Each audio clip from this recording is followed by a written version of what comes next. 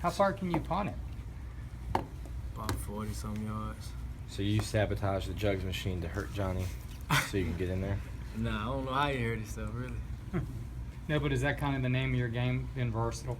Yeah, I've been pretty much versatile everywhere I played. You know, I've always been able to do more than one thing, play more than one position. So, yeah, I take pride in that. Do you miss playing quarterback? Sometimes, you know, when they line me up, I'm really excited about it. So, I mean, I like playing multiple positions. How do you What feel does you that fit do into for this an offense? Okay. How do you feel you fit into this offense? I think I fit very well. I can play more than one position in the offense, and I think that's what I like the most. But the slot position kind of fits me more because the type of route combination we have and the things we do. What do you think that does to a defense when you have a guy like you that can be versatile and do a lot of different things? I think it give them a headache, you know, trying to figure out what they could do to stop me, but then we switch it up and I do something else, and it's just like, dang, what do we do? So Brandon's that kind of player too? Yeah, me and Brandon's pretty much the same. We can go outside, come inside, and Coach doing a good job putting us on the field at the same time, so I think that's going to be real tough on defenses. Yeah, it looked like you two and Antonio in there. I mean, what kind of matchup problems do you think that group can create? I mean, crazy matchup problems. I mean, you stop me, you got BP, you got Callaway. You stop him, you got me and BP. You know, so ain't really nothing you can do. Do you realize that the Gators have really struggled passing the football for some years now? Yeah, I realize it. Yeah. Is it kind of exciting to maybe have a chance to change that? Yeah, it's very exciting. You know, we got the quarterback to do it. It seems like McElwain is pretty creative in terms of getting you guys on mismatches. Is that an accurate perception? Yeah. He really smart on how he want to go about the offense and things he want to do, and I think he helps us a lot on understanding why we're doing things, and that's really helped me a lot, understanding why.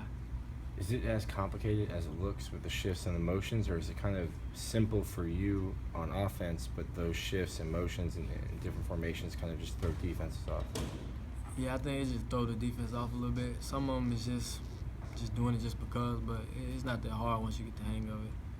You were expected to compete with Brandon in the slot, but we've been seeing you guys are lined up on the field at the same time. How much could we see of that, and how dynamic could you two be on the field at the same time? I think you're gonna see that a lot. I think that's something he really wants to happen, and it actually been working a lot. So I mean, I feel like that's probably gonna be what we're gonna do. How much will you two be difficult to defend for a defense? Man, I just think we're gonna score a lot of points like that. So you had 11 touchdowns once in a game? Yeah, in high school, my senior year. What do you remember about that one? I remember having a headache after the game. Why is that? How'd you score them? Was it a run pass? I had 8 running and 3 passing. It was against Boiling Spring. It was 83-70 win. Yeah, it was right before the playoffs. Should play defense, it sounds like. Who was playing basketball? How many passes do you think you'll throw this year? Guess. I don't even know, man. If you put me back there to do it, I'll do it. So, It's going to take us through your path here. You were committed to East Carolina for a little bit, and then with the JUCO route. Just how did your career unfold to get to this point? I had a couple offers out of high school. Actually, Steve Spurrier was recruiting me out of high school, and then everybody knew my grades. I wasn't gonna make it, so I had to go the JUCO route, and then I kind of got back on track and got some offers. And I heard from Steve Spurrier actually, and but I felt like the best fit was to come here. Has he talked to you since you've been here? Now that he's around. Yeah, I spoke to him a few times. We reminiscing and stuff. Have you become a better student? Yeah, a lot better student. I realize how much grades is and how important they are. Yeah. How was the transition on the field from the JUCO level to here been for you? I think more attention to detail is what I've learned more of. Coming here on route running and why you're doing certain things and stuff. In JUCO, we just kind of go. If you're good, you're good. You know, if you're not, I mean, you know what I'm saying? So, I mean, I think it's attention to detail. Has the transition from JUCO to here been kind of what you expected? Yeah. I think it's kind of what I expected. Tough, you know. The SEC football and real physical. I think is what the transition has been most physical. How humbling was having to go the JUCO route for a couple of years? It's very humble. It's like you've seen the documentary Last Chance U, I'm sure. It's really your last chance, and I think that humbles you enough to know that this is it, you know, and that's kind of your mindset going in. Is you gonna make it or not? Did you wonder at times if you get the chance to play at this level? I just think I was always waiting on that chance, just knowing that I was supposed to be there, and now it was just me going to JUCO. It was like, well, now it's all up to you. So yeah. Why was Florida the right fit for you? I kind of knew the plan that they had, coming on my visit, and talking to Coach Shannon, who recruited me, about the things that they were doing at the wide receiver spot, and just basically what they had me doing. And I think I understood it a lot, and I was ready to do it. So. If Steve Spurrier hadn't retired, do you think you could have ended up at South Carolina? I think they'd have a better chance, but I kind of knew he wasn't. So I was like, I'm not even gonna go there. Tell us a little bit about Luke Del Rio. What does he kind of do as a quarterback? Do you like? He's very confident, and he knows what's going on, and he helps you be a better receiver, and just helping me with my route running and how he wants me to run a certain route. I think that makes him a lot better. It makes us a lot better. We heard you had a couple of pretty good scrimmages. Where's your confidence level right now? Very high, very high. I'm looking forward to the first game. And how much does it help going against guys like Jalen, Quincy? Really high caliber corners. I think it gives you the best look, and going into a game, you're not gonna see guys as good as them, as talented as them, and I think that just shows when you going against great players like that, and the game will just be easy.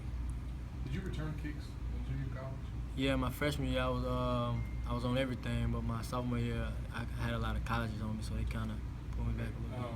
Not going to that you're a guy that's in the mix there. What do you feel like you bring from that aspect in the return game? I think the ability to break one at any minute. That's why they got me on kick return this year. I play a little bit of punt return, but I'm a lot more comfortable with kick return actually. So, yeah. In general, how much do you feel you had to prove this year, and that you had this chance? I've always felt like I had to prove something, especially coming out of JUCO. I've always felt like I had to prove something, but I'm just basically going out there and just trying to make this team better as best ways possible. How do you like Gainesville as a city? I love Gainesville. It's a lot better than Mississippi, but it's real hot here. That's something I'm trying to get used to. So. Has Spurrier said anything to you about what he's seen from you in practice, or made any comment He's very impressed with my hands, how good I can catch the ball. I think he didn't expect that coming from someone who's never played receiver really.